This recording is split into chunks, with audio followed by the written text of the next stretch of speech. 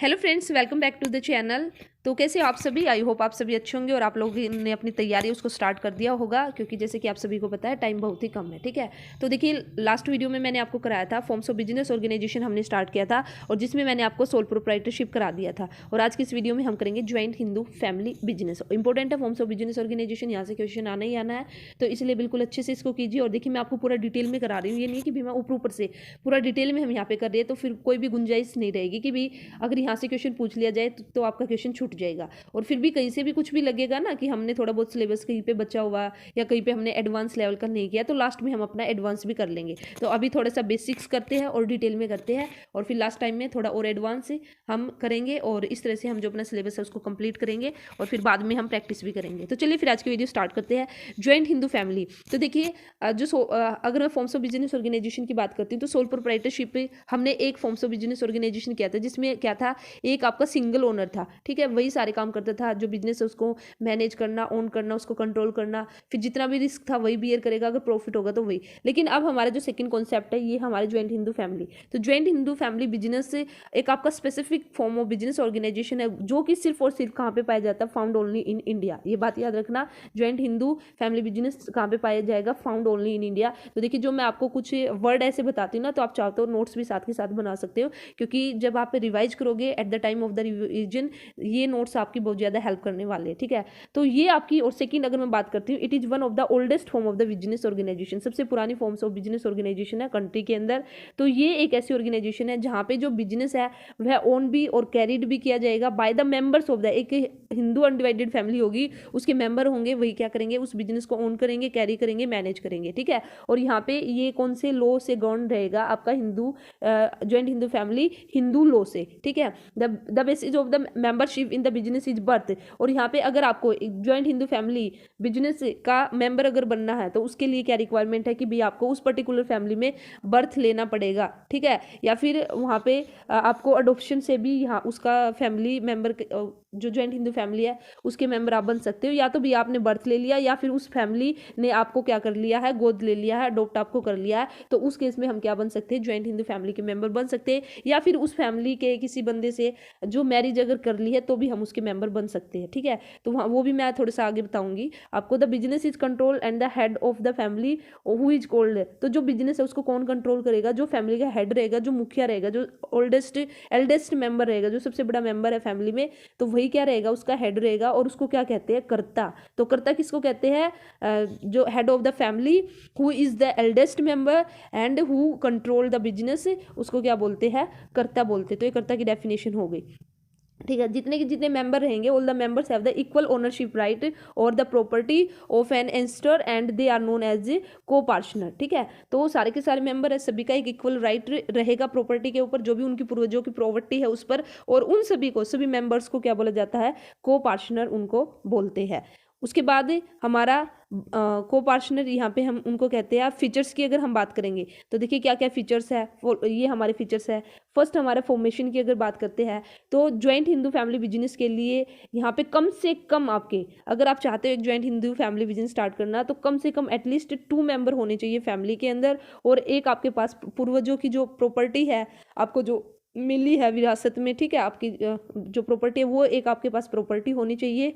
और यहाँ पे जो business does not require any agreement as a membership is by birth. ठीक है, यहाँ पे कोई एग्रीमेंट की रिक्वायरमेंट है ही नहीं, क्योंकि भाई यहाँ पे जो मेंबर है कैसे बनेंगे, बाय बर्थ आपके मेंबर बनते हैं। और जैसे कि बताया था कि भी ये जो ज्वाइंट हिंदू फैमिली है, ये गाउंड है बाय द हिंदू लॉ। तो हिंदू लॉ कौन सा है, तो यहाँ पे आपको याद रखना है हिंदू सक्सेशन एक्ट, या हिंदू लॉ है आपका 1956 से। तो ये यहाँ पे याद रखना है। ठीक है, यहाँ से पूछ सकते हैं कि भी आपका हिंदू सक्सेशन एक्ट कौन सा है, तो 1956। इसी के साथ ही नेक्स्ट इसका फीचर्स है लाइबिलिटी। तो लाइबिलिटी यहाँ पे क्या रहेगी, यहाँ पे जो जो कर्ता होगा, ठीक है, कर्ता को छोड़कर जितने भी बाकी के मेंबर है, जो भी को पार्टनर है प्रॉपर्टी के, उन सभी की जो लाइबिलिटी है लिमिटेड रहेगी। लेकिन जो कर्ता होगा, कर्ता की लाइबिलिटी क्या रहेगी, अनलिमिटेड रहेगी। मीन्स जो हेड है फैमिली का, जो मुखिया है परिवार का, उसकी लाइबिलिटी रहेगी अनलिमिटेड, और जो बाकी के मेंबर है, जो को पार्टनर है, उनकी कितनी क्या रहेगी, लिमिटेड रहेगी। इसके साथ ही कंट्रोल की अगर मैं बात करती हूँ,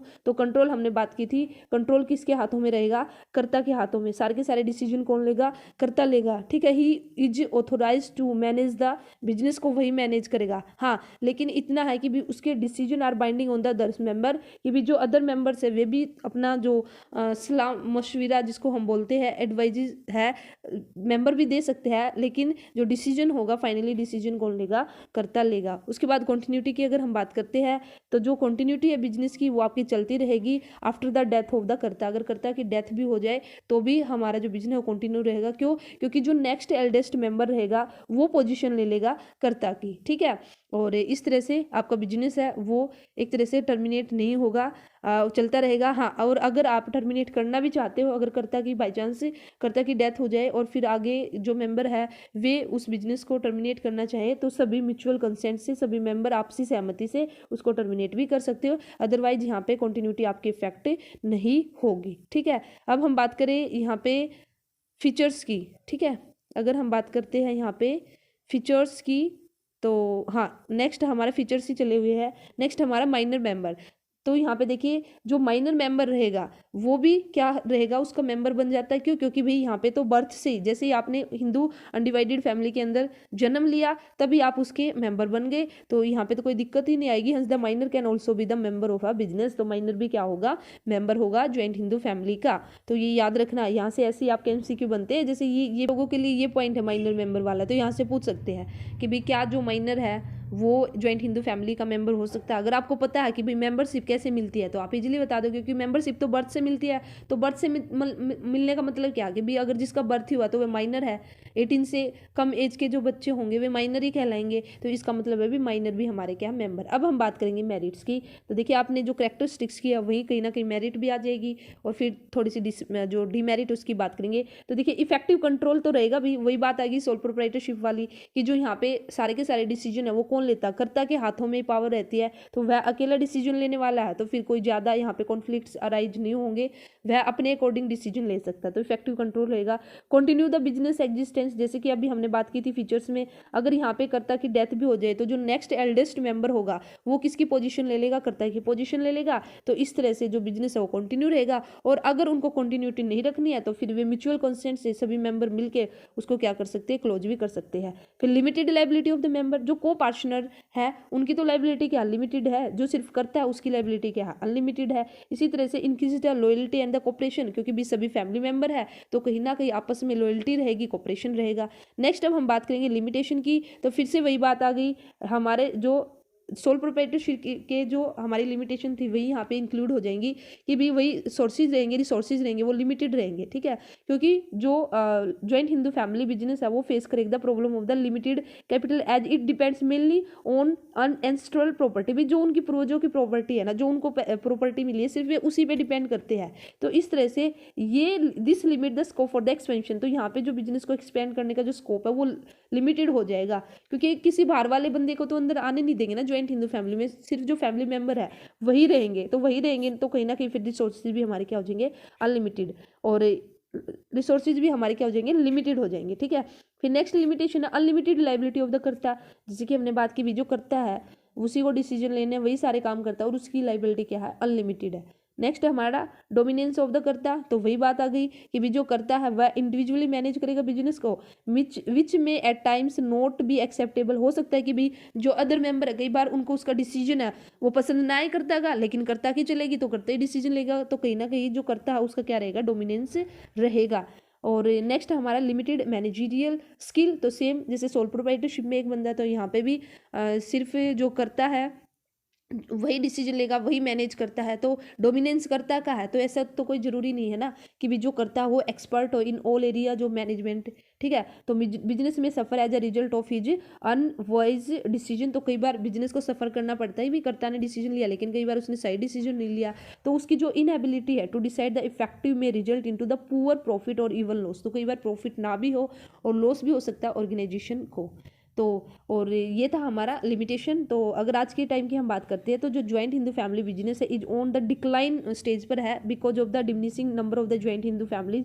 क्योंकि आज के टाइम में आपको पता ही है कि भी जो ज्वाइंट हिंदू फैमिली है वो बहुत ही कम देखने को मिल रही है। तो इस वजह से जो आपका ज्वाइंट हिंदू फैमिली बिजनेस है ये भी आपका अभी कम होता जा रहा है और इसका रीजन मैंने आपको बता दिया। ठीक है, तो ये था हमारा फॉर्म्स ऑफ बिजनेस ऑर्गेनाइजेशन के अंदर हमने बात की आपका ज्वाइंट हिंदू फैमिली की। तो जो नेक्स्ट वीडियो है, नेक्स्ट वीडियो में हम करेंगे फॉर्म्स ऑफ बिजनेस ऑर्गेनाइजेशन जो कि आप लोगों की रहने वाली है पार्टनरशिप। तो उसको मैं आपको नेक्स्ट वीडियो में कराऊंगी। तो बताना वीडियो कैसी लगी, और अच्छी लगी तो वीडियो को लाइक करना, जितना उसके उतना शेयर कर देना।